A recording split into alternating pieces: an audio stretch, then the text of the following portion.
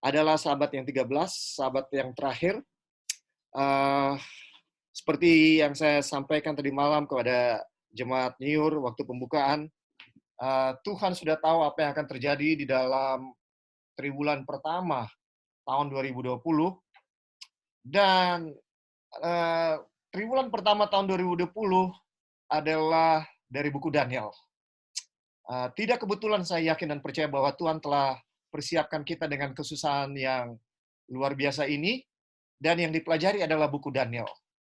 Dan kita ada di sahabat yang terakhir berbicara mengenai Daniel 12, ya saudara-saudara, Daniel pasal yang ke-12. Tapi saya ingin bicarakan seluruh buku Daniel, bukan hanya Daniel pasal 12. Karena ini adalah rangkuman dari seluruh buku Daniel.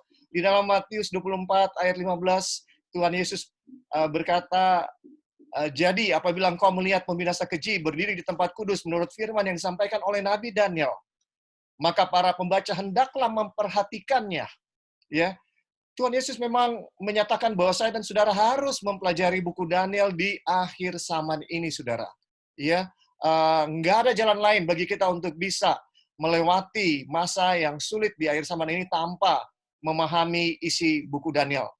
Dan kalau saudara ingat, di khotbah saya yang terakhir secara bersama-sama, ya, kita berkumpul tanggal 14 Maret, ya.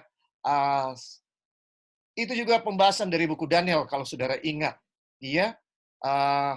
Jadi buku Daniel ini kelihatannya tidak beraturan, tapi sebenarnya sangat beraturan, ya. Saya katakan di dalam khotbah itu kalau saudara masih ingat, ya.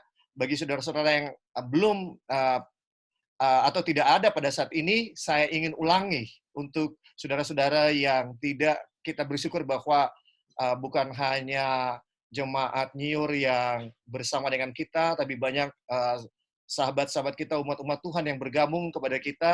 Di layar saya lihat ada 39 orang yang ikut berpartisipasi dengan kita, dan belum yang di keluarga, di dalam satu keluarga ada beberapa orang. Jadi kita bersyukur bagi semua yang hadir. Demi yang saudara tidak mendengarkan apa yang saya khotbahkan tanggal 14, ya. Dan sedikit latar belakang saudara, tanggal 14 itu bukan jadwal saya berkhotbah sebenarnya. Tetapi Ibu Silaban, Ibu Lusti minta saya untuk berkhotbah, ya.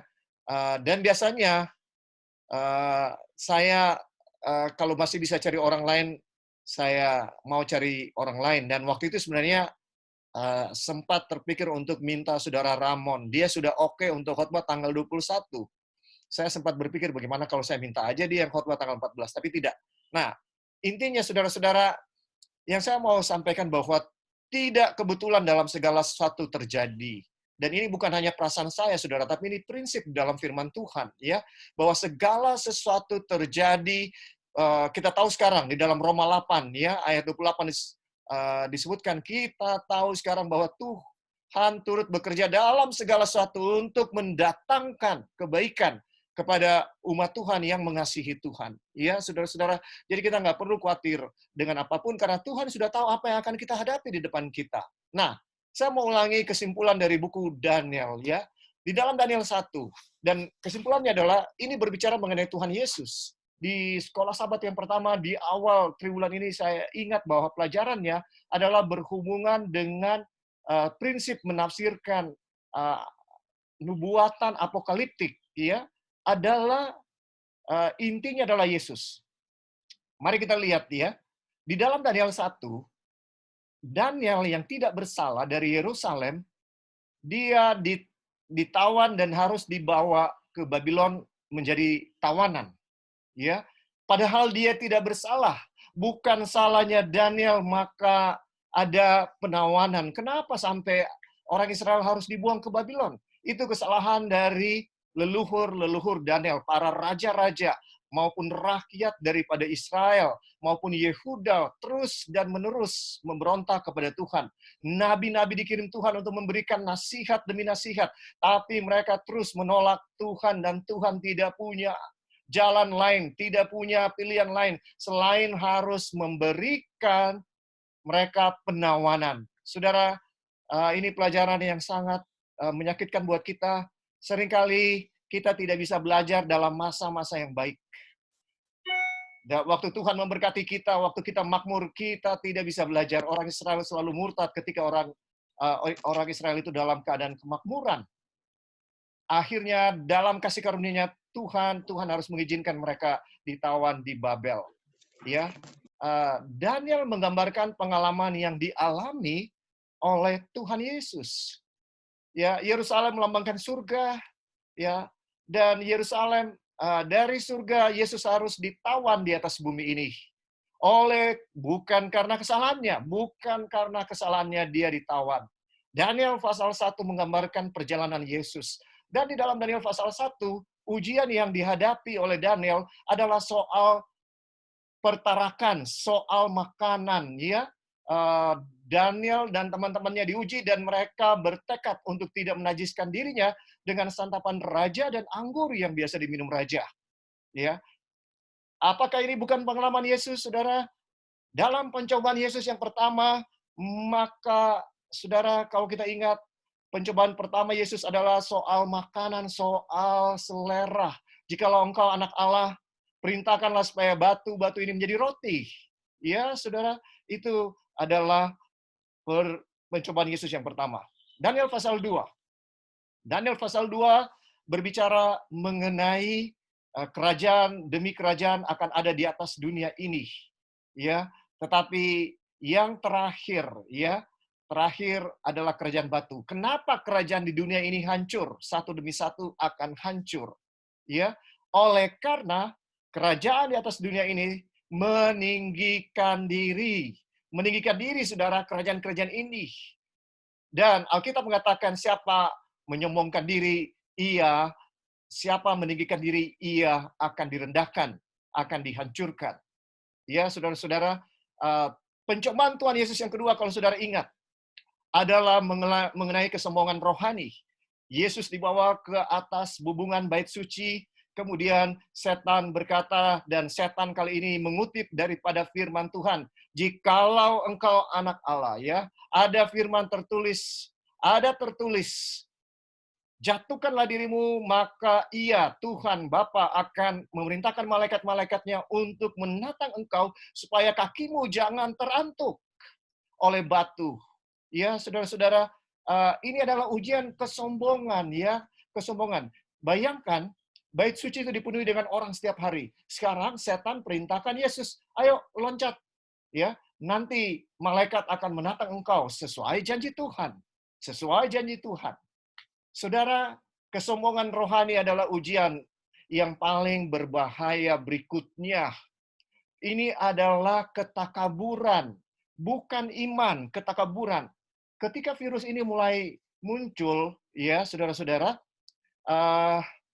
ada satu gereja di Korea Selatan, ya, yang pendetanya bilang, kita tidak perlu takut dengan virus ini, saudara. Mari kita tetap berbakti. Mari kita datang di gereja. Tuhan akan melindungi kita. Ya, dia berkhotbah seperti itu dan jemaatnya datang. Saudara tahu, oleh karena jemaat itu datang, virus di Korea Selatan menyebar dengan cepat ke mana-mana di seluruh Korea. Dan banyak orang yang mati, banyak jemaatnya yang mati karena itu. Pendeta itu dituntut dengan hukuman mati di pengadilan, saudara-saudara, dan dia harus berlutut, ya, menyembah, minta ampun, ya. Banyak, ini ajang yang paling, virus corona sekarang ini ajang yang paling baik untuk meninggikan diri. Paling baik dalam arti negatif, saudara. Saya nggak suruh, saudara. Begitu banyak orang yang bilang, kami tidak takut berbakti. Tuhan akan lindungi kami. Ya, banyak pendeta yang berkhotbah di jemaatnya tidak perlu takut, yang tutup gereja takut. Saudara, saya mau sampaikan suatu hal. Iman saudara dan saya selama ini telah dibentuk oleh Tuhan. Dengan peristiwa virus corona, akan terlihat siapa saudara sesungguhnya. Kalau saudara sombong rohani, saudara akan jadikan ini ajang untuk mempertontonkan kerohanian saudara, untuk mempertontonkan iman saudara. Iman saudara yang bisa pindahkan gunung. Alkitab bilang, tanpa kasih Karena kalau motivasinya bukan kasih, ya tidak sama sekali tidak ada faedahnya, sama sekali tidak berguna.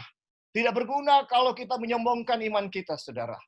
Ya, kalau kita rajin berdoa, kita bikin doa berantai, kita bikin doa pagi, siang, doa subuh. Ya, saudara, itu bukan untuk dipertontonkan. Wah, jemaat saya luar biasa, jemaat saya semakin rohani, berdoanya banyak. Wah, hebat dong jemaat saya begini, walaupun ada virus corona, kami tetap berbakti. Saudara, jauhkan dari sifat meninggikan diri. Kalau saudara memutuskan untuk vegetarian dan Tuhan mampukan saudara, jangan pernah bilang itu karena saudara mampu. Jangan pernah kita meninggikan diri. Bahaya selalu mengancam ketika kita meninggikan diri, saudara-saudara. Gereja Advent pun mengalami hal yang sama. Waktu kita mulai dengan 50 orang muda yang tidak berpengalaman dan miskin. Namun sekarang Tuhan telah berkati kita.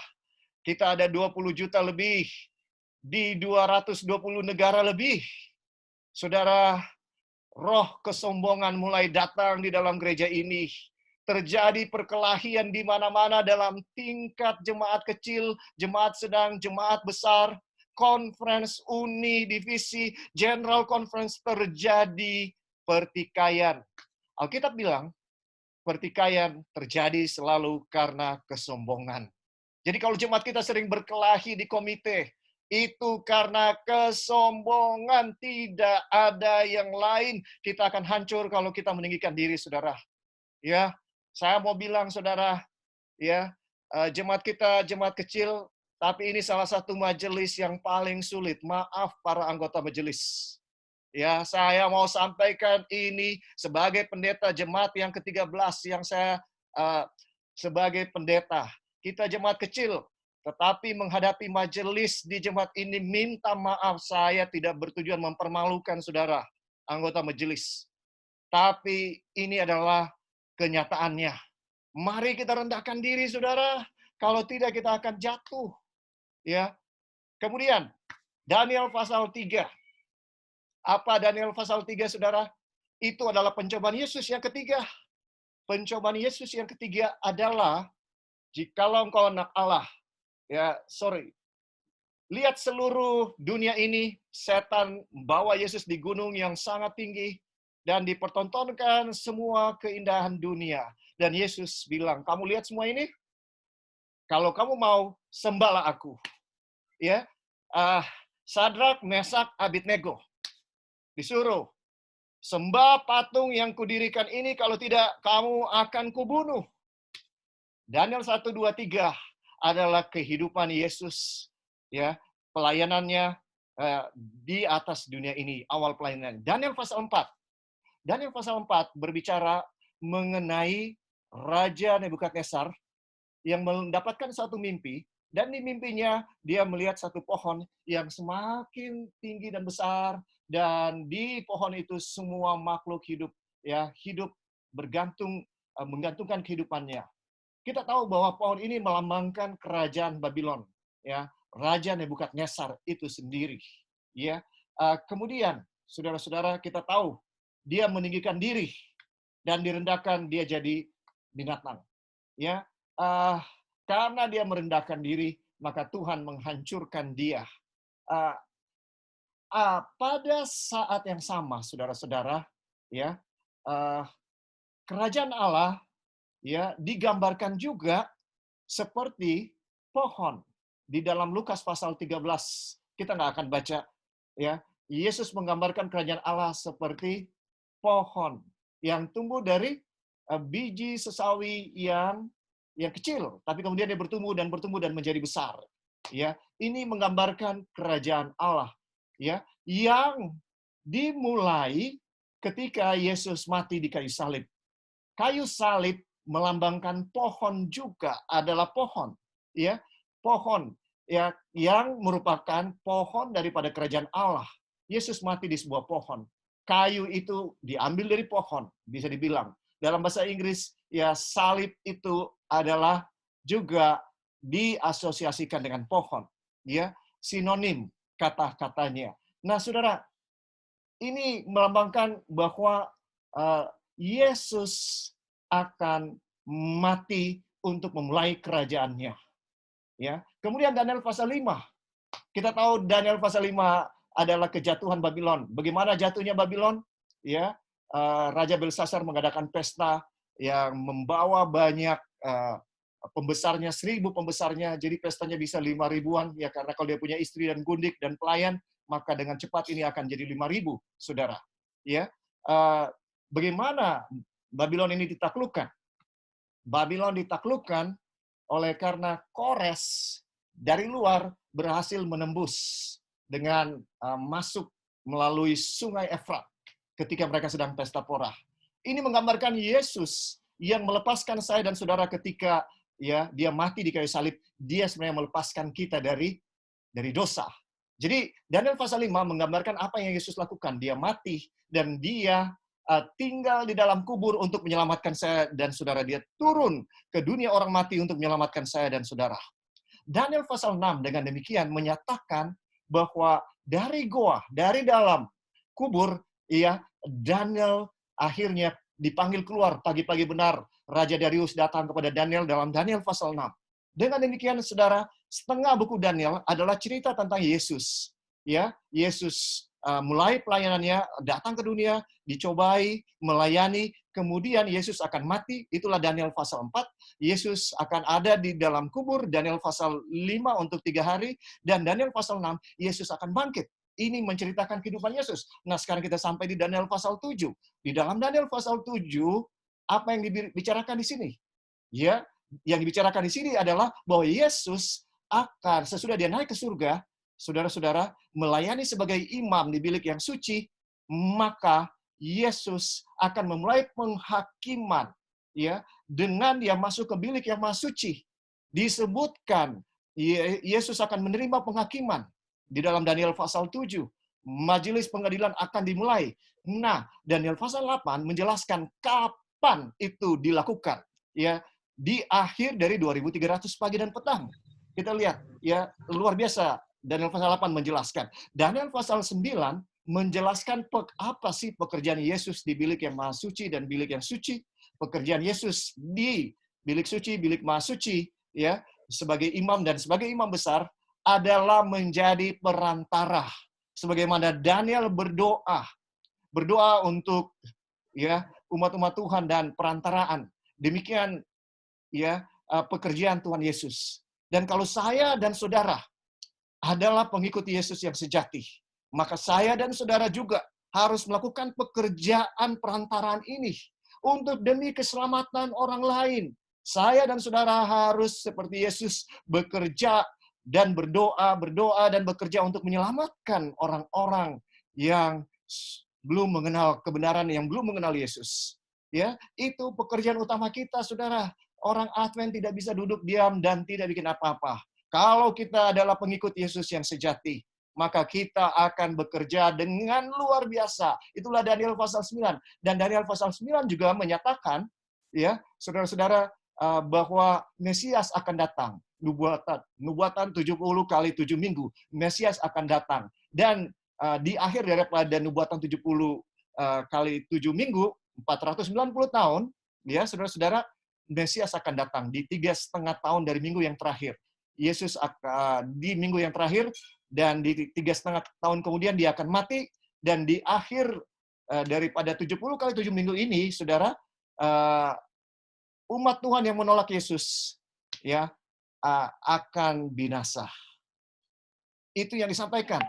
Itu Daniel 9. Nah, sekarang Daniel 10, 11, 12 ya adalah pekabaran tentang penglihatan yang terakhir. Penglihatan yang terakhir. Dan penglihatan yang terakhir ini ya salah satu yang paling penting di dalam penglihatan yang terakhir dari Daniel 10, 11, 12 adalah Daniel 12 ayat 1. Di dalam Daniel 12 ayat 1, saudara, kita tahu ayat itu berkata, pada waktu itu Mikael, pemimpin besar dari bangsamu itu akan muncul. Waktu Mikael muncul, saudara-saudara, ya, apa yang terjadi?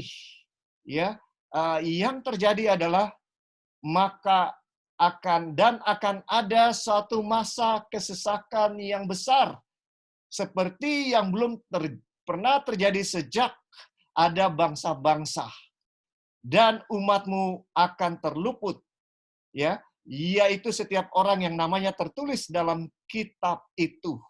Ya, saudara, ini menyatakan bahwa sesudah Yesus melakukan pekerjaannya di bilik yang Maha Suci sebagai imam besar, satu saat dia akan menyelesaikan pekerjaannya dan dia akan berkata, sudah selesai. Dan waktu dia berkata sudah selesai, maka umat-umat Tuhan akan dimeteraikan, ya. Dan ketika umat-umat Tuhan sudah dimeteraikan, maka akan ada masa kesusahan besar yang terjadi di atas dunia ini sebelum, ya, sebagaimana satu masa kesesakan besar yang tidak pernah terjadi sebelumnya. Ini seluruh isi buku Daniel, yaitu mengenai apa yang Yesus akan lakukan. Ya, saudara dan saya tidak perlu khawatir karena kita akan didampingi oleh Yesus di dalam Daniel 12 ayat 1. Ya, pemimpin besar itu, Mikael, Yesus sendiri akan menampingi saya dan saudara dan akan menyelamatkan saya dan saudara melewati masa kesusahan yang besar ini. Ya, pertanyaannya yang paling penting bagi saya dan saudara adalah, apakah Yesus ada bersama dengan kita? Apakah Yesus ada bersama dengan kita, saudara?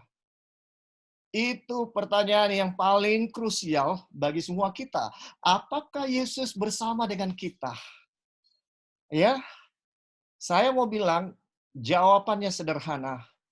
Yesus bisa bersama dengan saya dan saudara, ya, kalau saya dan saudara suci. Tidak ada syarat yang lain. Saya dan saudara hanya bisa bersama dengan Yesus. Yesus hanya bisa bersama dengan saudara kalau saya dan saudara suci. Kalau saya dan saudara tidak suci, Yesus tidak bisa bersama dengan kita karena Yesus suci. Karena Yesus suci. Pertanyaannya, saudara, ya, apakah saya dan saudara suci? Ini pertanyaan yang sangat serius. Kalau kita tidak suci, maaf, Yesus tidak bisa menyertai kita kalau kita tidak suci. Ya, saudara-saudara, ini yang buku Daniel ingin sampaikan. Tapi tunggu dulu. Mungkin kita berpikir, wow, luar biasa ini. Ternyata ini menceritakan Yesus. Apa yang Yesus mau bikin dari Daniel 1 sampai Daniel 12. Bagaimana Yesus mau menyelamatkan saya dan saudara-saudara. Dia datang dari surga, dia turun ke atas dunia, ya, tiap hari digoda, ya, kemudian dia mati di kayu salib, dikubur dan dibangkitkan. Sesudah itu dia naik ke surga, melayani di bilik yang suci, kemudian dia masuk ke bilik yang maha suci, dan sesudah dia melakukan pekerjaannya di bilik yang maha suci, dia akan katakan sudah selesai, berarti pemeteraian sudah selesai, maka angin dari keempat penjuru di dalam Wahyu pasal 14 siap untuk dilepaskan. Ya, saudara-saudara, kita sedang dalam awal, saya yakin dan percaya kita sedang dalam awal dari masa kesusahan yang besar yang belum pernah terjadi sebelumnya. Ya, saya sangat yakin dengan hal itu, saudara. Ya, bahwa melihat keadaan yang sedang terjadi sekarang, kita sedang ada di awal dari masa kesesakan yang besar yang kita akan hadapi.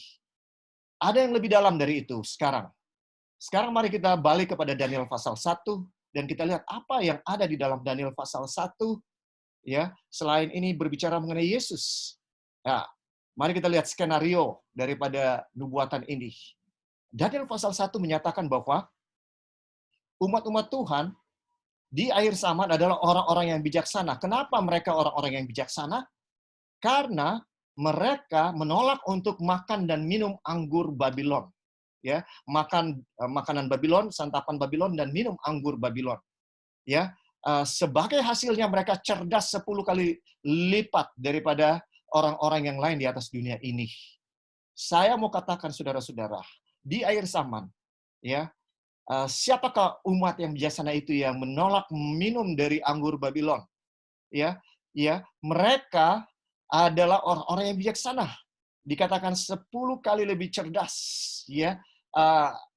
Mereka karena kebijaksanaan yang mereka miliki, mereka tahu tentang nubuatan. Apa yang akan terjadi di akhir zaman. Ini disebut orang-orang yang bijaksana. Dan mereka lah orang-orang yang akan selamat. Ya, 5 gadis yang bijaksana adalah yang akan selamat. Sementara 5 gadis yang bodoh itu berarti tidak selamat. Ya, karena mereka tidak tahu nubuatan. Ya, dan karena mereka tidak bisa disesatkan. Ya, anggur Babylon menyatakan ajaran-ajaran yang sesat. Mereka tidak mabuk dengan anggur Babylon. Semua bangsa-bangsa di atas dunia ini mabuk oleh anggur Babylon. Tetapi orang-orang bijaksana umat Tuhan tidak bisa disesatkan. Karena mereka orang bijaksana, mereka tahu nubuatan. Apa yang akan terjadi. Ya, saudara-saudara, apa pekabaran yang mereka sampaikan karena mereka tahu nubuatan? Pekabaran yang mereka sampaikan adalah Babylon akan rubuh. Atau di dalam Wahyu 14 ayat 8, kata akan rubuh ini adalah sudah rubuh Babel. Pekabarannya adalah Babel akan runtuh. Sebagai akibat dari pekabaran mereka, Raja Babel marah. Hah? Kalian bilang Raja Babel akan runtuh? Dia dirikan patung, saudara. Dia dirikan patung dari emas. Dan dia katakan Babel tidak akan runtuh karena dia bikin semua patungnya dari emas. Daniel 2, mimpinya patungnya kepala dari emas, dada dari perak, dan seterusnya. Tapi di dalam Daniel 3, dia bikin seluruh patungnya. Nebukadnezar bikin patungnya seluruh dari emas karena dia tidak mau kerajaannya runtuh. Daniel katakan arti dari mimpi itu, ya, kepala dari emas itulah Tuanku, Daniel 2 ayat 38. Ayat 39, tetapi sesudah Tuanku akan muncul kerajaan lain yang kurang besar daripada kerajaan Tuanku. Ya, Daniel tidak sedikit pun gemetar di depan raja yang paling mulia di atas dunia. Daniel bilang, Babel akan runtuh dengan tegas. Dengan tegas dia katakan Babel akan runtuh. Nebukadnezar dan Nebukadnezar marah. Itu sebabnya di dalam Daniel pasal 3 dia dirikan patung ini dan dia suruh semua orang harus menyembah. Bukankah ini adalah suatu skenario bagi umat Tuhan di akhir zaman, ya, untuk diperintahkan suatu undang-undang, ya, untuk menyembah ya patung itu, dan siapa yang tidak mau menyembah patung itu, ya, mereka akan dibunuh. Ini skenarionya di akhir zaman, ya. Tapi saudaraku, ya, Daniel pasal 4 menceritakan siapa yang tidak mempersiapkan diri, ya saudara-saudara, ya istilahnya yang tidak merendahkan diri, mereka tidak akan siap. Nebukadnezar meninggikan diri. Sebagai akibatnya Nebukadnezar tidak siap, ya saudara-saudara, dan kerajaan yang hancur. Ya, bisa dibilang ketika kerajaan Babylon itu berusaha untuk meninggikan diri, Daniel pasal 5, Tuhan menghancurkan. Ya, demikian juga umat-umat Tuhan. Umat-umat Tuhan yang meninggikan diri, merasa mampu, merasa diri kaya, dan merasa tidak berkekurangan apa-apa, merasa paling tahu, merasa tidak perlu lagi ada perubahan, tidak perlu lagi ada pertobatan karena saya sudah cukup baik. Saya dan saudara akan jatuh. Saya dan saudara akan jatuh oleh karena kesombongan. Kita tidak akan bisa melewati ini kalau kita tidak berserah kepada Tuhan. Ya, saudara-saudara, Daniel pasal 4, Daniel pasal 5 menyatakan siapa yang akan jatuh, yaitu orang-orang yang meninggikan diri, orang-orang yang merasa aman. Lihat, Belshazzar merasa apa? Merasa aman, saudara-saudara, dan dia hancur. Kalau kita merasa aman di dalam masa kesusahan yang besar seperti sekarang, kita akan hancur. Tuhan izinkan ini karena kita sudah merasa aman selama ini dalam kehidupan rohani kita. Kita merasa sudah cukup baik, ya, sudah cukup imannya. Ada satu anggota yang katakan kepada saya, pendeta, Penyerahan seperti apa lagi yang saya harus lakukan? Kenapa Tuhan belum jawab doa saya? Tiap hari berdoa, karena tiap hari sekarang cuma ada di rumah. Penyerahan seperti apa lagi? Saudara, saya cuma jawab kepada saudara itu, ya, Tuhan mau lihat sungguh-sungguh, ya, Tuhan mau supaya kita sungguh-sungguh bergantung kepada Dia. Dan anggota tadi bilang, tapi penyerahan seperti apa lagi yang saya harus lakukan? Ya, saudara-saudara, saya bilang, saudara, ya, kalau Tuhan lihat sudah waktunya Dia jawab, Dia akan jawab. Iman itu artinya apa? Ya, percaya apapun yang Tuhan izinkan terjadi dalam hidup kita sebagai yang terbaik. Dan kalau doa kita belum dijawab, ya, untuk melewati keadaan ini, kita harus percaya waktunya Tuhan adalah waktu yang terbaik. Ya, saudara, saya tidak tahu kapan virus corona ini akan bisa diselesaikan. Tapi saya mau bilang, ya, kapanpun itu masa itu akan datang, kita bisa berdoa supaya ini segera selesai, tidak ada salahnya. Tapi yang tahu kapan yang terbaik itu adalah Tuhan. Dan mari kita terima apapun yang Tuhan izinkan itu yang terbaik dalam hidup kita. Ya, kita lihat ini, ya. Dan siapa yang lolos? Siapa yang lolos? Ya, dari masa ujian yang besar ini, siapa yang akan lolos dari hukuman mati ini? Saudara, yang merasa aman, yang merasa sombong tidak akan lolos. Daniel pasal 6 jawabannya. Yang banyak berdoa. Daniel pasal 6 menggambarkan bahwa Daniel banyak berdoa. Ya, dia selalu berbakti kepada Tuhan. Dan ketika diumumkan saudara tidak bisa lagi berbakti kepada Tuhan, ya, tidak boleh berdoa kepada Allah lain selama 30 hari. Yang Daniel lakukan ini sekarang. Yang dilakukan Daniel bukanlah kesombongan rohani, saudara. Ya, waktu diumumkan tidak boleh berdoa kepada Allah yang lain, ya, Daniel langsung pergi berdoa. Apakah itu kesombongan? Tidak, tidak. Tapi Daniel tahu bahwa di masa-masa seperti itu, satu-satunya jalan bagi dia untuk lolos adalah dia harus berserah kepada Tuhan.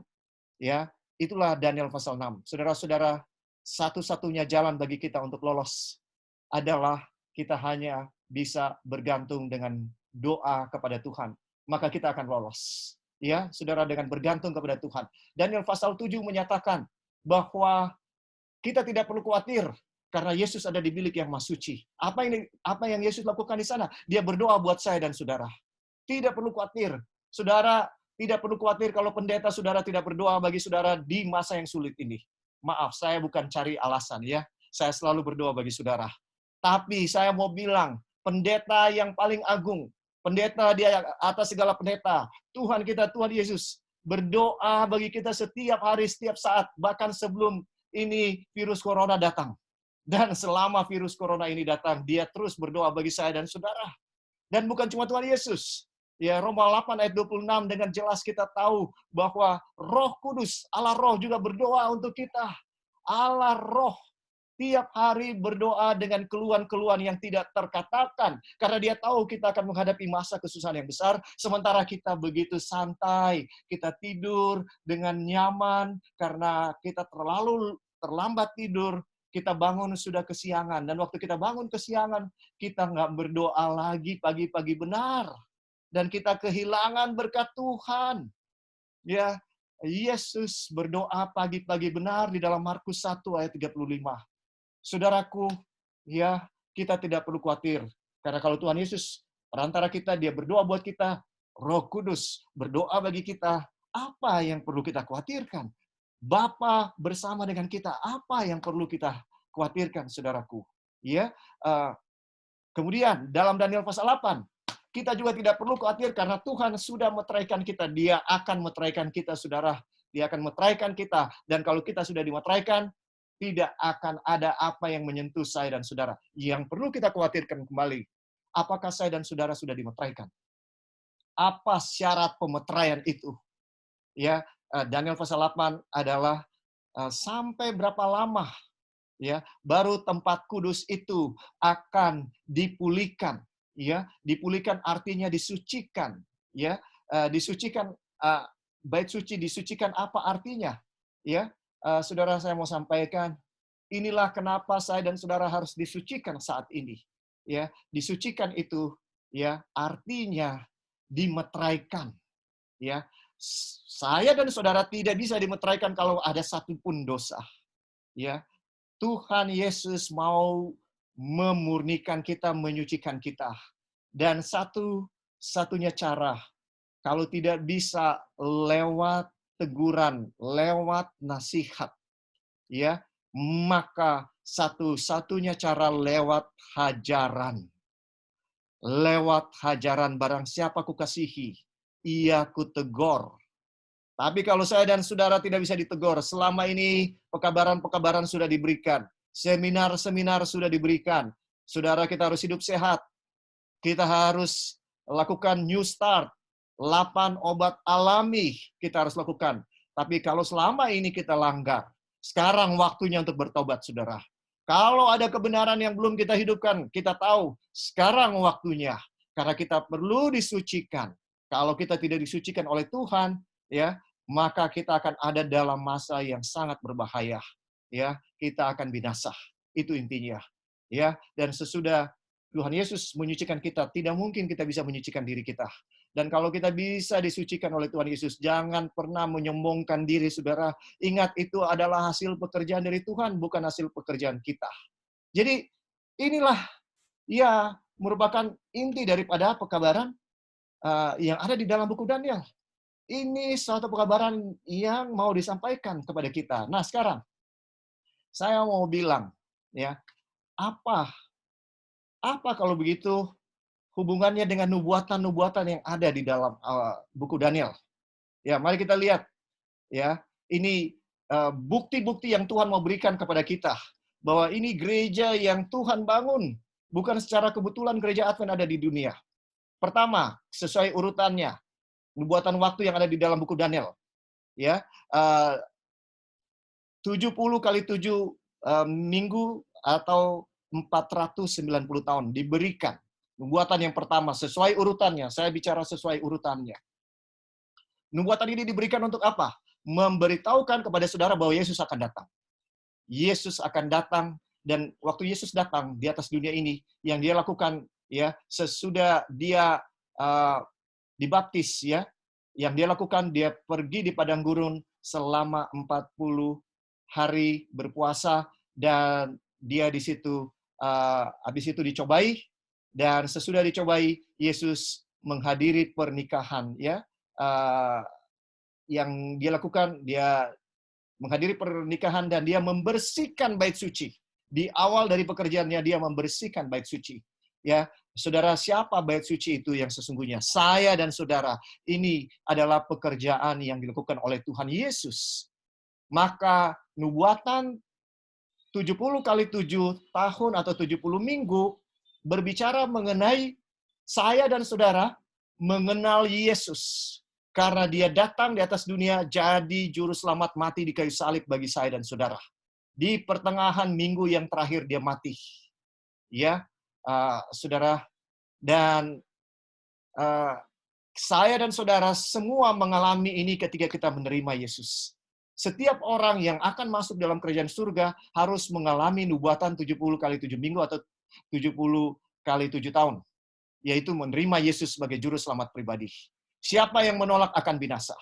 Ya, sesudah kita mengalami nubuatan ini 70 kali 7 minggu, maka di dalam buku dalam pasal yang ke-12 nubuatan berikutnya diberitahukan, ya, kita akan masuk ke pengalaman berikutnya. Sesudah menerima Yesus, kita akan masuk ke pengalaman berikut. Siap-siap, yaitu awal dari kesusahan. Ya, kita akan mengalami awal dari kesusahan. Ya, ketika saya dan saudara menerima juru selamat Yesus sebagai juru selamat pribadi, Yesus sebagai juru selamat pribadi kita, kita akan mengalami awal kesusahan. Sebelum, apa gunanya awal kesusahan ini untuk mengalami masa kesusahan yang besar? Ya, apa itu awal kesusahan? Karena si pembinasa keji akan memulai dominasinya. Itulah pekabaran dari 1290. 1290, nubuatan 1290 hari atau tahun mendahului nubuatan 1260 tahun. Jadi tahun 508, raja kita sudah belajar tadi malam, Raja Clovis, raja Prancis, ya, dia jadi Katolik. Dia jadi Katolik dan itulah awal dari penyatuan agama dan negara. Agama dan negara tahun 538. Jadi sebelum penganiayaan yang besar itu tiba, ada tanda-tandanya, yaitu pembinasa keji ini menghentikan korban sehari-hari. Ya, 508 tahun nubuatan 1290. Sebelum pembinasa keji itu tiba, ya, untuk siap-siap menghadapi kesusahan yang besar, ya, dalam pengalaman kerohanian kita akan merasakan penganiayaan lebih dulu, ya, yang kecil. Itulah nubuatan 1290 hari dalam Daniel 12, ya. Kemudian tiba nubuatan 1260 hari. Itulah tahun 538. Jadi kalau nubuatan 1290 mulai tahun 508 untuk mempersiapkan 30 tahun kemudian, maka kuasa daripada pembinasa keji itu akan penuh, agama dan negara bersatu. 538 selama 1260 hari atau 1260 tahun, ya saudara-saudara, maka ya saya dan saudara akan mengalami 1260 hari penganiayaan. Ya, saudara-saudara, secara rohani ini artinya sesudah saudara menerima Yesus sebagai juru selamat pribadi, kita akan memasuki tahap keselamatan yang berikutnya, yaitu penyucian. Tahap penyucian itu kita harus diuji, dicoba, dianiaya setiap hari. Berapa lama? 1260 hari. Artinya apa? Panjang, saudara. 1260 hari itu artinya apa? Panjang. Sebelum kita bisa dimurnikan. Tetapi di akhir dari pemurnian ini, kalau kita sabar, kita tabah, saudara, ya, maka berbahagialah orang yang sampai ke 1335 hari. Apa itu nubuatan 1335 hari? Tuhan sedang mau memperkenalkan, berbahagialah kamu kalau kamu bisa sampai di sini. Ya, Tuhan sedang mempersiapkan satu umat yang akan datang. Ya, itu sebabnya 1335. 1335 mempersiapkan satu umat, ya, yang akan datang. Sebagaimana tanduk kecil itu didahului tahun 508 sebelum tahun 538, demikian juga umat Tuhan yang akan datang dipersiapkan. Itulah nubuatan 1335, ya, berakhir tahun 1843, ya, sebelum umat Tuhan itu betul-betul dinyatakan 22 Oktober 1844. Saudara lihat, ya. Nah sekarang, kenapa 1798, ya, si tanduk kecil itu harus dikatakan antikristus itu harus mengalami satu dari kepalanya kena luka seperti yang membahayakan hidupnya.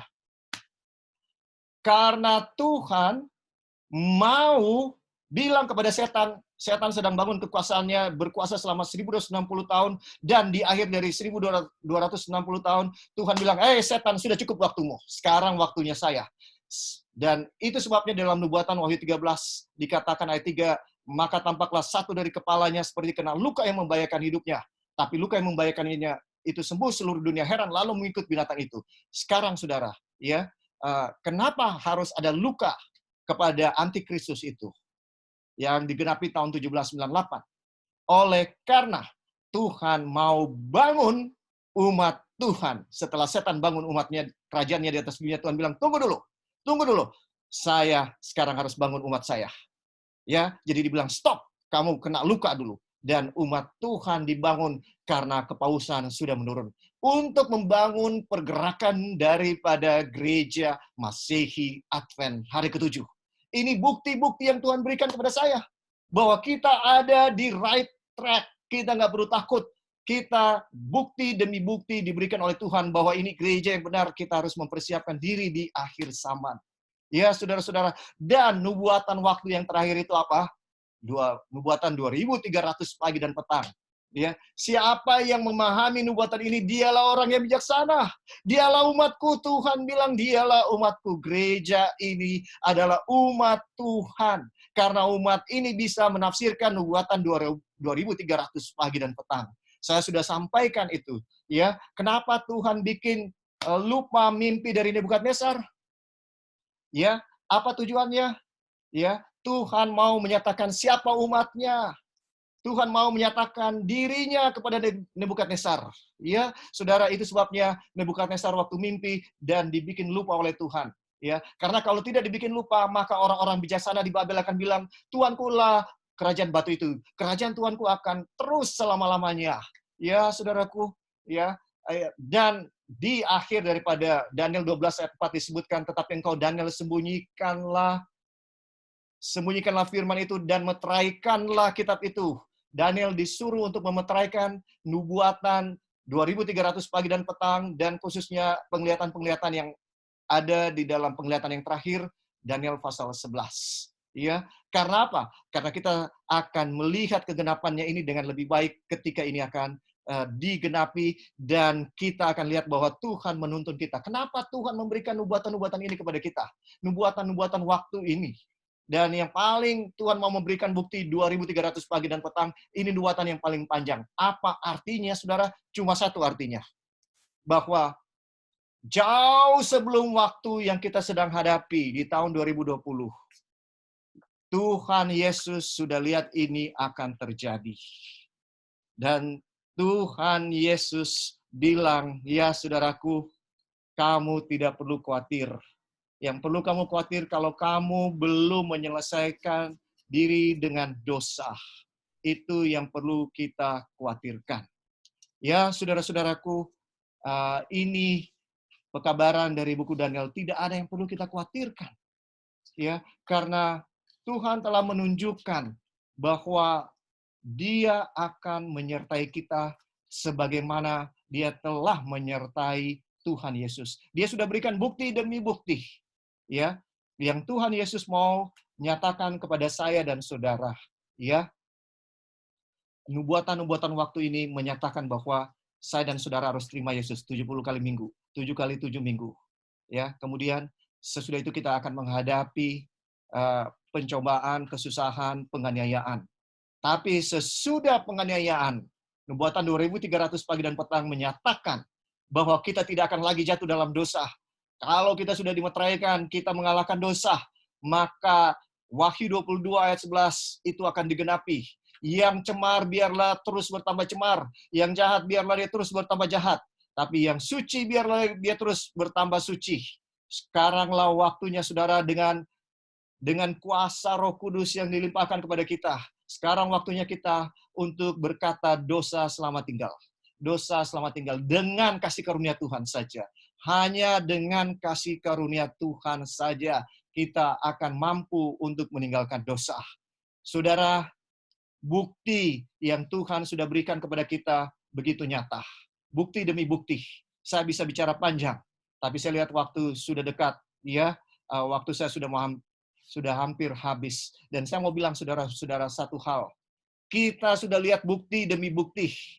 Dan ya, Tuhan juga ya mau memberikan bukti-bukti ini supaya iman kita kuat, supaya kita bisa lolos dari ujian yang besar ini. Itu syaratnya kita bisa lolos. Kita harus punya iman yang kuat. Dan berikut yang Tuhan mau bikin adalah dengan nubuatan 2300 pagi dan petang ini adalah Tuhan mau saudara bukan cuma melihat bukti, tapi saudara jadi buktinya. Saudara dan saya adalah bukti dari kasih karunia Tuhan. Ya, kita yang dulunya berbuat dosa, kita yang tidak mungkin mengalahkan dosa, sekarang dengan kasih karunia Tuhan, dengan bergumul melalui doa, belajar firman Tuhan, bersaksi, kita sekarang menjadi bukti bahwa Tuhan bisa mengalahkan dosa melalui saya dan saudara. Karena tujuan utama dari Yesus datang ke atas dunia, Yesus mau membuktikan ya kepada jagat raya bahwa manusia bisa mengalahkan dosa kalau dia berserah kepada Tuhan. Dan Yesus adalah bukti yang utama. Tapi sekarang dunia membuktikan manusia juga bisa, ya, bukan hanya Yesus. Dan Yesus memberikan bukti Sebelum dia datang, nabi-nabi adalah orang yang saleh, yang bisa mengalahkan dosa.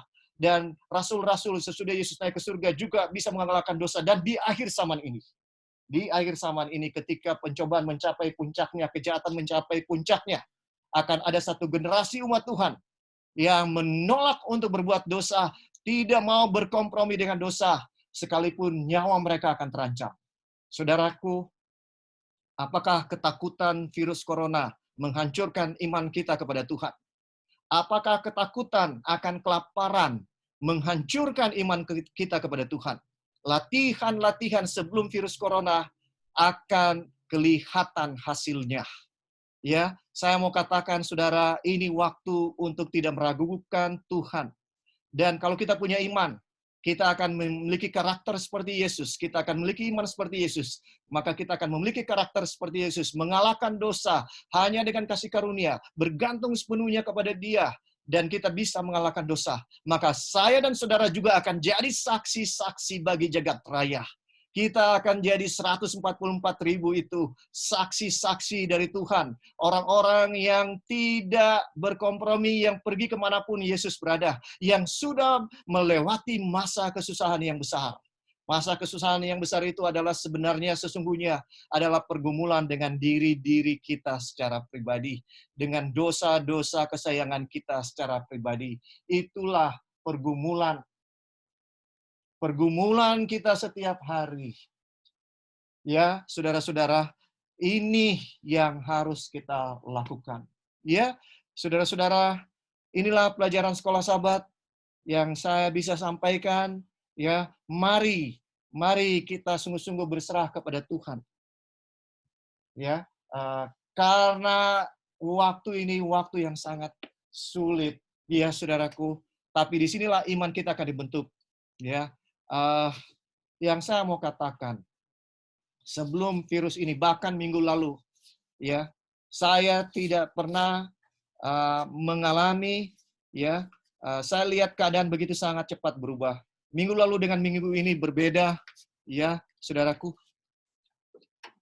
Ya, saudaraku, yang saya mau sampaikan secara pribadi, ya, bahwa kita sedang mengalami perubahan di atas dunia yang tidak pernah terjadi sebelumnya. Dan mungkin saya dan saudara berpikir bahwa kita tidak siap, kita belum siap, iman kita belum siap untuk menghadapi ini. Ya, tapi yakinlah Tuhan yang lebih tahu. Mungkin saudara katakan saya belum siap pendeta, saya belum bisa vegan. Ya, nasihat daripada semua orang saat ini yang paling bisa tahan daripada virus corona adalah orang yang vegan. Ya, orang yang vegan. Dan ini orang yang paling bisa daya tahannya bagus untuk menangkal dari virus ini. Ya, saudara lihat ya, bukti-bukti yang Tuhan berikan kepada kita sudah begitu nyata. Ada virus-virus dari binatang juga yang terjadi, bukan cuma virus corona, contohnya antraks untuk binatang dari sapi, ya. Tapi antraks itu yang dari binatang halal, dia tidak menular. Ya, saudara akan dapat virus itu kalau saudara makan sapi. Tapi virus-virus yang datang dari binatang-binatang yang haram, semuanya menular. Ya, saudara. Dan seluruh dunia menderita karena ada orang yang ingin memuaskan selera. Ini waktu bagi saya dan saudara untuk tidak memuaskan selera. Ya, saudara-saudara, sampai di sini pelajaran sekolah Sabat. Kalau saudara ada pertanyaan, saya akan coba jawab beberapa pertanyaan, ya. Kalau ada pertanyaan, kalau tidak kita akan lanjutkan, ya. Ada pertanyaan? Pertanyaan pendeta. Oke, saudara Aan. Tadi pendeta mengatakan bahwa sebelum masa kesesakan Tuhan Yesus telah menyelesaikan pekerjaannya di bilik maha suci.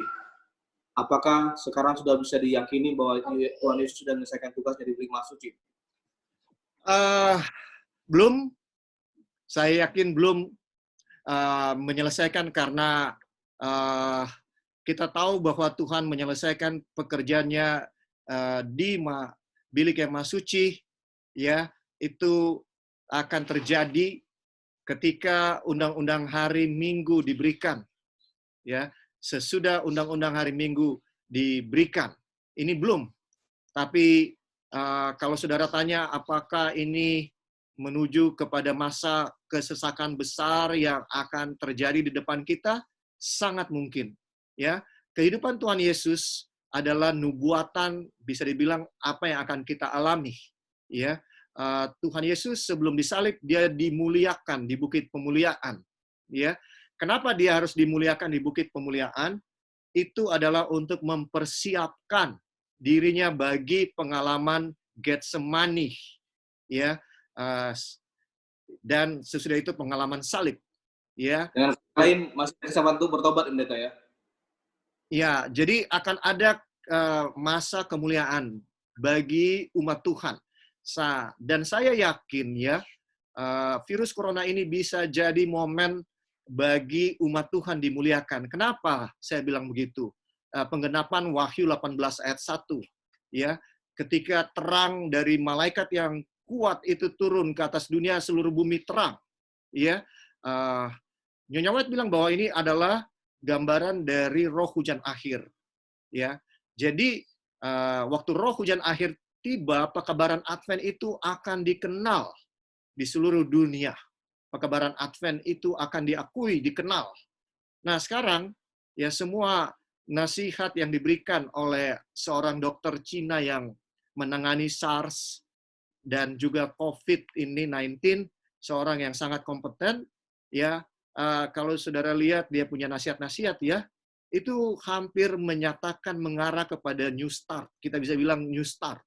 Ya punya dia bilang ya meningkatkan daya tahan tubuh. Ya, itu harus kena matahari, jemur di matahari, harus olahraga, harus ceria, ya kan? Ceria artinya kita percaya kepada Tuhan, jadi kita harus gembira, ya. Kita harus istirahat yang cukup, ya. Harus makan makanan yang sehat, ya. Memang tidak semuanya sama, tapi prinsip-prinsip daripada yang dia sampaikan adalah prinsip-prinsip New Start sebenarnya, ya, saudara-saudara. Jadi ini yang saya bisa sampaikan. Virus corona bisa menuntun kepada pekabaran dari Advent ini dikenal di seluruh dunia pada akhirnya. Ya, itu untuk mempersiapkan kita, ya, untuk menghadapi masa kesusahan yang besar. Yesus harus dimuliakan sebelum dia bisa mengalami pengalaman salib, ya, dan pengalaman Getsemani, ya, dan ini yang kita akan alami. Ya, saudara-saudara, ada ya pertanyaan yang lain? Pertanyaan pendeta. Oke, saudara Kedi. Iya, kalau umpamanya melihat dengan situasi sekarang, dari segi nubuatan yang sudah dijelaskan tadi oleh pendeta, ada yang mengatakan bahwa kalau dari segi nubuatan bahwa Amerika itu adalah sebagai negara superpower. Tetapi ketika mereka sekarang ini juga diterpa dengan bencana virus corona, mereka sendiri seakan-akan sepertinya hands up. Begitu pula dengan di Vatikan, ya kan? Melihat dari situasi yang ada sekarang ini, banyak orang sekarang ini sudah sedikit meragukan apakah benar nubuatan ini Amerika akan menjadi superpower atau tidak.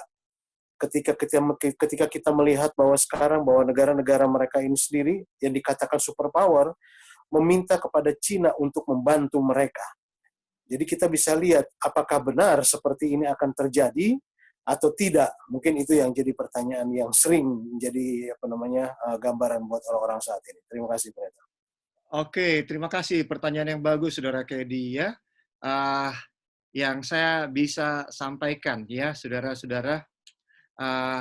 Inilah pekerjaan persiapan sebelum seruan tengah malam tiba. Yang saya maksud adalah ketika 5 orang yang bijaksana ya mendengar seruan tengah malam. Jadi 10 gadis ini bijaksana bodoh sama-sama tertidur. Terus terdengar seruan tengah malam. Mempelai datang, songsonglah dia. Sama-sama bangun, kelihatannya sama-sama bangun ya. Maka akan ada terjadi kebangunan rohani. Saya yakin semua orang Advent mengalami kebangunan rohani sekarang ini. Ya, lebih banyak berdoa, belajar sekolah Sabat yang mungkin selama ini nggak pernah, belajar sama-sama di rumah, berbakti, penunggu pagi, penunggu malam sama-sama, bahkan penunggu siang sama-sama sekarang terjadi, di mana sebelumnya tidak ada terjadi. Ya, kita juga belajar sekolah Sabat sama-sama sebagai satu jemaat sekarang, doa 2 kali sehari. Doa ini sebelum virus corona, saya nggak tahu kita lakukan atau tidak. Jam 11, jam 3. Tapi sesudah virus corona ini terjadi. Ya, saudara-saudara yang saya mau sampaikan ya. Tetapi ya, akan ada perbedaan yang sudah menyiapkan minyak dengan yang tidak. Ya, saya mau sampaikan ya, orang-orang yang bukan Advent, Yahudi, agama-agama yang lain, bahkan percaya ini sudah akhir zaman. Ya, kalau orang Advent sendiri masih tidak yakin, saudara-saudara, saya khawatir, saudara-saudara, kalau orang yang lain pada berteriak ini akhir zaman, Yesus sudah mau datang. Terus kita masih bilang, bagaimana Amerika? Bagaimana? Justru sekarang, saudara Kedi, saya mau sampaikan, ya, yang terjadi sekarang adalah ini justru harusnya dilihat sebagai kebalikan dari apa yang mereka lihat. Oh, nggak mungkin lagi nubuatan ini akan digenapi. Yang saya mau sampaikan justru dunia sekarang ini yang sepertinya dulu tidak bisa dikendalikan, ya, sekarang justru bisa dikendalikan. Kenapa? Karena seluruh dunia ketakutan. Seluruh dunia ketakutan. Saudara, ya,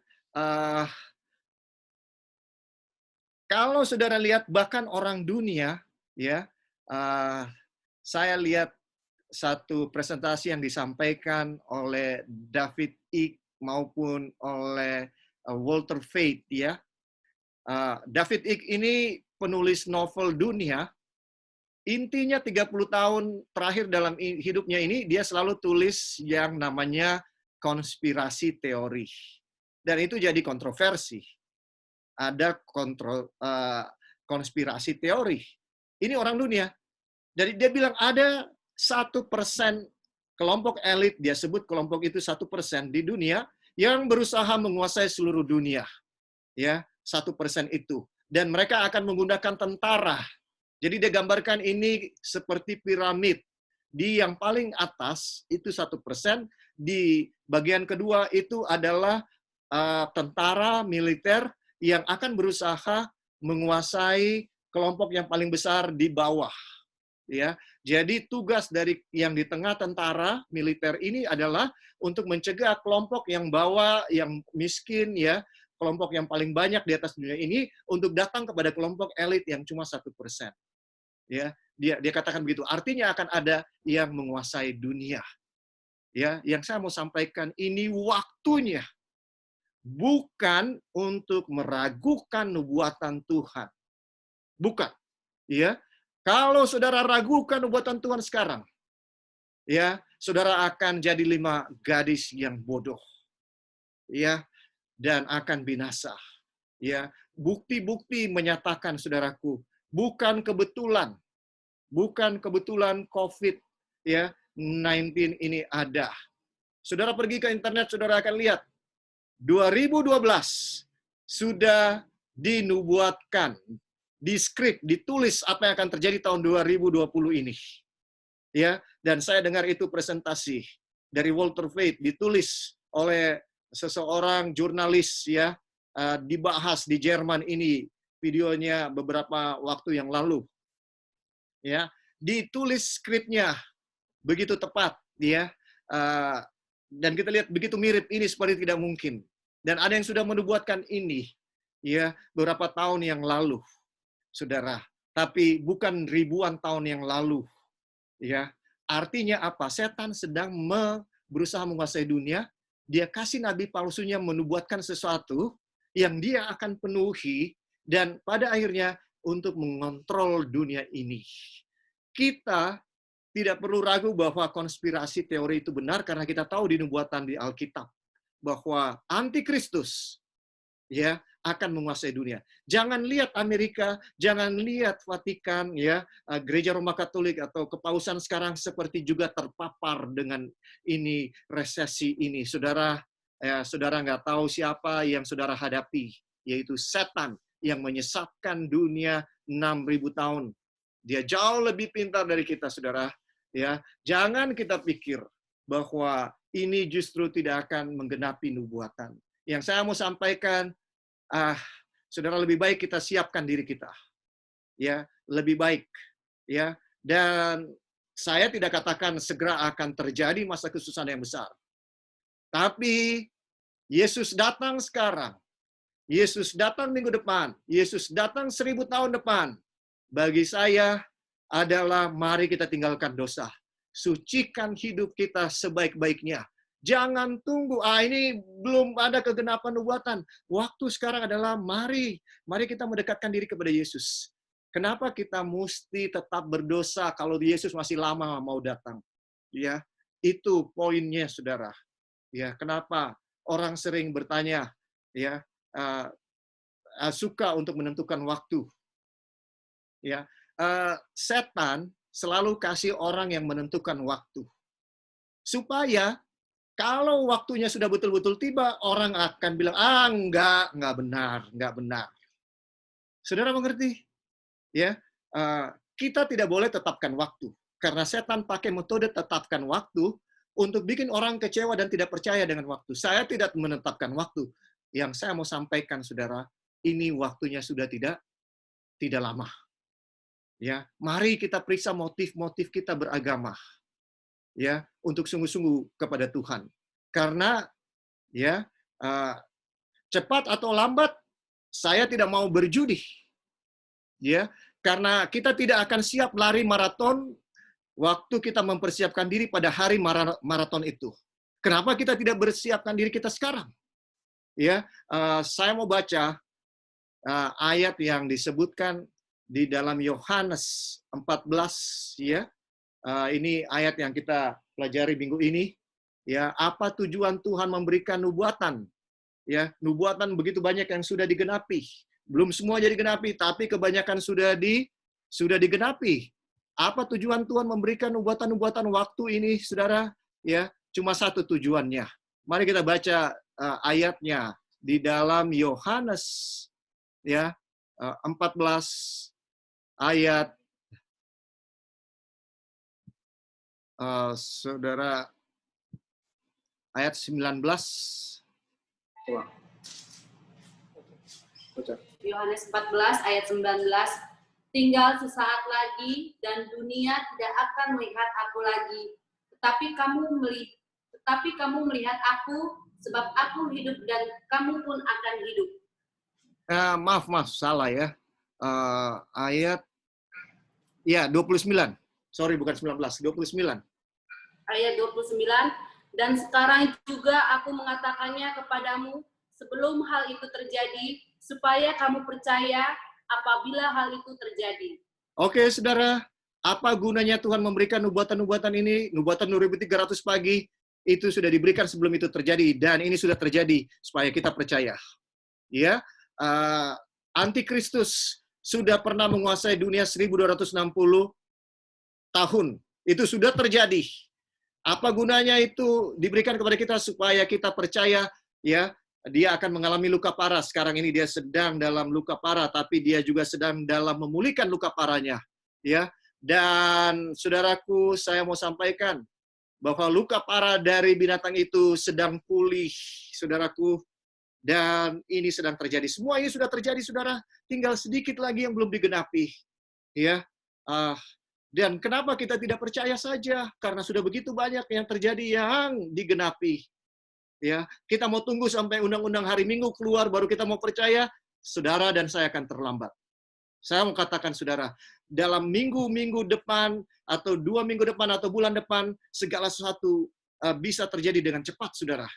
Kita minggu ini, ya, minggu lalu kita tidak berpikir kita akan ada di minggu seperti ini. 2 minggu lalu kita tidak berpikir kita ada di minggu yang lalu. Bulan lalu kita tidak berpikir bahwa kita akan ada dalam bulan yang seperti ini. Waktu akan berubah dengan cepat. Ya, Itu yang saya bisa sampaikan, Saudara Kedi. Kalau orang nggak percaya nubuatan, sampai kapanpun Tuhan buktikan bukti-bukti, mereka tidak akan percaya. Ya, Tuhan Yesus bilang, ya, jangankan nubuatan, ya, sekalipun seorang bangkit dari antara orang mati, ya, mereka tidak akan mau diyakinkan sekalipun oleh seorang yang mati dari antara orang mati. Karena ya, yang bangkit dari antara orang mati, karena mereka telah menolak apa? Musa, kesaksian Musa dan para nabi sebelumnya. Ya, saudara-saudara, saya mau sampaikan, ya, kalau saudara terus menolak nubuatan-nubuatan Alkitab, roh nubuat, sampai kapanpun saudara tidak akan percaya, saudara tetap akan jadikan alasan-alasan, ya, saya dan saudara akan binasa. Ya, saudara dan saya akan binasa. Jadi jangan anggap rendah nubuat-nubuat. Jangan tolak firman Tuhan. Ini ilham dari Tuhan.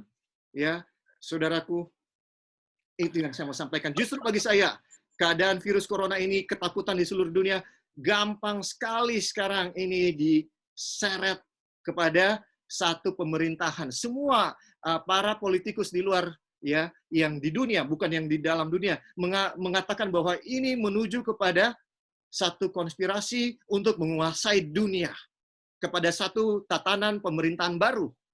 Ya, kita tahu apa itu tatanan dunia baru. Bagi politik ini satu pemerintahan yang baru, sistem pemerintahan baru di seluruh dunia. Tapi bagi Alkitab itu adalah antikristus yang akan menguasai seluruh dunia. Ya, saudara-saudara. Oke. Mungkin begini, Pendeta. Maksud saya bukannya saya tidak percaya dengan nubuatan, tetapi melihat dari perbincangan dari beberapa grup WhatsApp yang boleh dikatakan bahwa mereka melihat situasi yang berkembang saat ini, sampai ada pemikiran. Mungkin mereka merasa bahwa kelihatannya ada hal-hal seperti itu bisa saja terjadi. Oleh sebab itu, karena kebetulan juga pada sabat ini kita bicarakan mengenai masalah nubuatan, itu saya coba tanya. Bukan tidak kita percaya terhadap nubuatan. Pasti nubuatan itu pasti akan terjadi. Tetapi apakah mungkin diawali ini dengan kejadian virus sekarang ini? Karena kalau bicara tentang konsep nubuatan, sudah dari zaman dahulu, masih saya kecil, bahkan orang tua saya juga masih kecil pun, mereka sudah dapatkan tentang gambaran tentang nubuatan itu. Bahkan mungkin pada zaman mereka juga sudah disebutkan bahwa sudah dalam tahap penggenapan. Jadi mungkin itu saja yang bisa disampaikan sekarang ini. Bukan berarti mengurangi kepercayaan tentang nubuatan itu sendiri. Terima kasih, Pendeta. Iya, saya mengerti bahwa yang Saudara Kedi sampaikan bahwa di antara orang-orang Advent, ya, bahkan sebelum virus corona, banyak orang Advent, pendeta Advent nggak percaya lagi dengan ya Amerika akan menguasai dunia dan memberikan undang-undang hari Minggu, ya, di atas dunia ini, ya, kepausan akan berkuasa lagi. Banyak yang nggak percaya lagi dengan hal itu. Ya, saya sangat memahami itu, saudara-saudara. Ya, tetapi ya ini pilihan kita masing-masing. Ya, kita mau percaya atau tidak. Yang pasti, ya, yang bijaksana akan terus percaya nubuatan, ya, dan terus berharap bersandar kepada Tuhan. Ya, yang tidak bijaksana, ya, saudaraku akan terus. Dulu saya kasih contoh, Saudara Kedi, ya. Dulu waktu saya belajar tentang nubuatan bahwa ada National Sunday Law, kemudian Undang-Undang Hari Minggu secara internasional, ya, kemudian didahului oleh ada satu kekuasaan yang melarang orang untuk jual dan beli. Ada satu orang yang bertanya kepada guru yang mengajar kami, bagaimana mungkin ada satu penguasa di atas dunia ini melarang seluruh dunia, ya, menjual atau membeli? Nggak masuk akal. Mereka bilang nggak masuk akal, ya.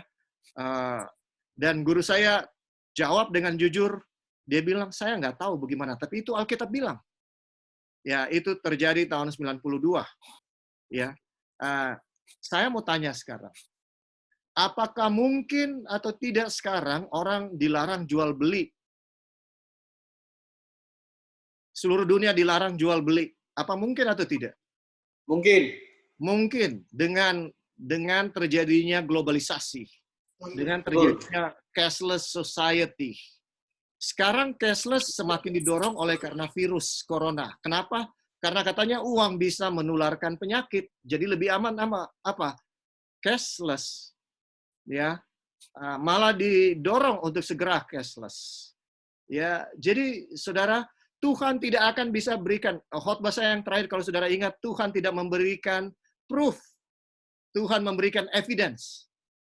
Ya, Tuhan tidak akan berikan 100% tempat di mana kita tidak lagi ada butuh iman untuk percaya ini akan terjadi.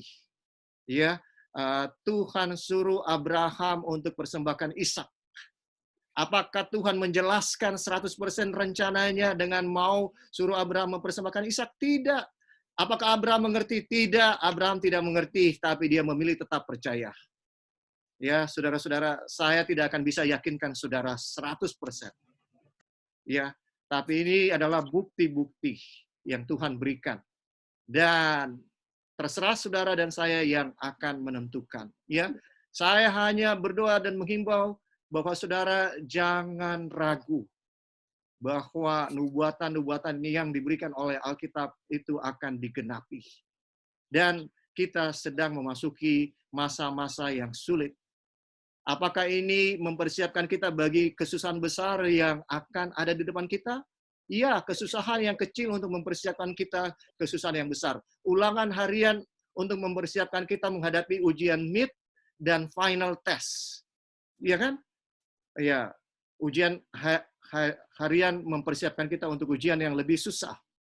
Ya, mid untuk mempersiapkan kita menghadapi final test. Jangan sampai saya dan saudara tidak mendapatkan kebenaran-kebenaran ini dan tidak percaya. Oke, ada pertanyaan yang lain, saudara? Kalau tidak ada lagi, saya mau berdoa untuk mengakhiri sekolah Sabat. Ya, mari kita berdoa. Ya Tuhan, terima kasih untuk sepanjang triwulan ini kami mempelajari buku Daniel dengan satu tujuan saja, untuk melihat bahwa Tuhan selama ini menuntun kami. Tuhan telah memimpin umat Tuhan selama ini. Dan tujuan daripada buku Daniel menyatakan kepada kita apa yang akan terjadi di akhir zaman, kesusahan-kesusahan akan kita alami, tapi kami bersyukur Tuhan menyertai kami melalui kesusahan-kesusahan ini. Dan buku ini boleh mempersiapkan iman kami untuk menghadapi masa-masa yang lebih besar kesulitannya di depan kami. Kami tidak tahu apa yang akan terjadi, tapi kami memilih untuk percaya saja kepada Engkau. Tolong kami yang sering tidak percaya ini Tuhan. Kasihani kami agar iman kami betul-betul dimurnikan dan kami memiliki iman Yesus, sehingga kami boleh melewati masa kesusahan yang besar yang kami yakin melihat tanda-tanda yang sedang terjadi, sedang ada di hadapan kami. Berkati semua kami yang sekarang sedang berbakti secara online, umat-umat Tuhan di mana saja mereka berada di rumah maupun secara online. Tuhan berkati agar kami dijamah, diubahkan oleh firman-Mu seturut dengan kehendak-Mu. Terima kasih. Di dalam nama Tuhan Yesus kami sudah berdoa. Amin.